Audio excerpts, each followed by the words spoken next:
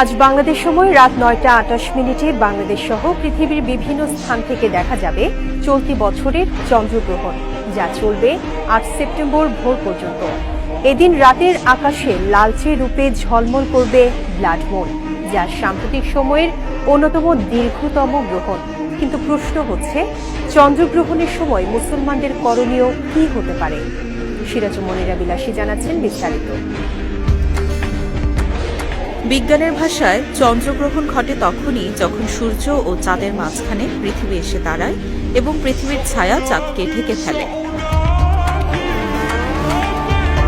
এদিকে আল্লাহ তাআলা সূর্য চন্দ্রকে তার মহাশক্তির নিদর্শন হিসেবে উল্লেখ করেছেন।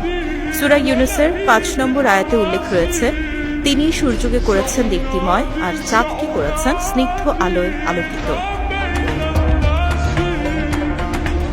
রাসূল সাল্লাল্লাহু আলাইহি ওয়াসাল্লাম বলেছেন, সূর্য ও চাঁদ আল্লাহর নিদর্শন। কারো মৃত্যু বা জন্মের কারণে এদের গ্রহণ হয় না। যখন তোমরা গ্রহণ দেখবে তখন দোয়া করো, আল্লাহর মহিমা ঘোষণা করো, তাকবীর বলো, নামাজ আদায় করো এবং সদকা দাও। এদিকে সূর্যগ্রহণের নামাজের মতো চন্দ্রগ্রহণের নামাজও হাদিস দ্বারা প্রমাণিত। ইসলামের পরিভাষায় এটিকে সালাতুল খুসুফ বলা হয়। নবীজি সাল্লাল্লাহু আলাইহি ওয়াসাল্লাম এই নামাজ আদায় করেছেন, তাই সালাতুল খুসুফ আদায় করা সুন্নাত।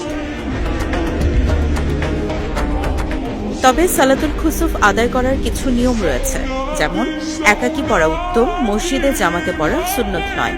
এক্ষেত্রে ২ রাকাত নফল নামাজ পড়তে হবে ফজরের নামাজের মতো।